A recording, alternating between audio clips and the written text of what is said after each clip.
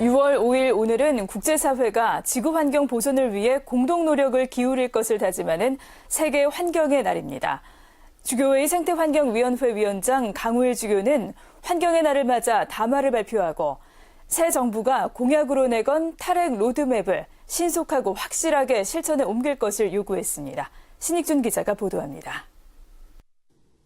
정부가 지난 1일부터 4대강 보의 수문을 단계적으로 개방하기 시작했습니다.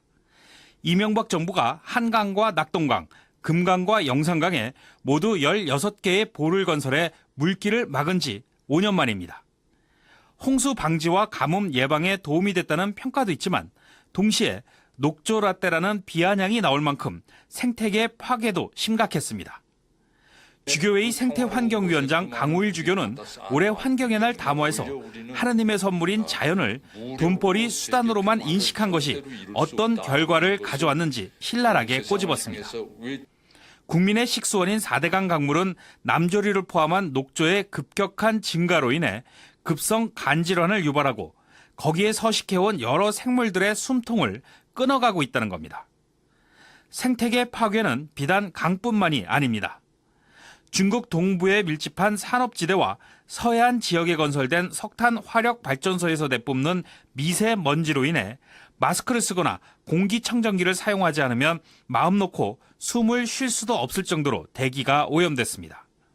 강우일 주교가 담화에서 금숭황산이라 불리던 우리의 하늘과 땅과 물이 전부 오염됐다며 개탄한 것도 이 때문입니다.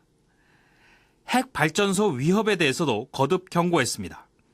14개의 핵 발전소가 밀집해 있는 경주 지역에서 강력한 지진이 발생했는데도 여전히 핵 발전소의 위협에 대한 근본적인 대책을 강구하지 않고 있다고 지적했습니다.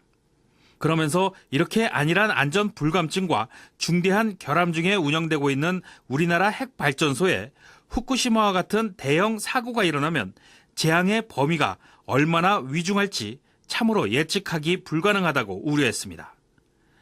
강우일 주교는 현재 우리나라가 안고 있는 여러 위험에서 벗어나려면 문재인 정부가 대선 과정에서 국민들에게 약속한 4대강 복원과 화력발전소 축소, 탈핵 로드맵 등이 신속히 그리고 확실하게 실천에 옮겨져야 할 것이라고 강조했습니다.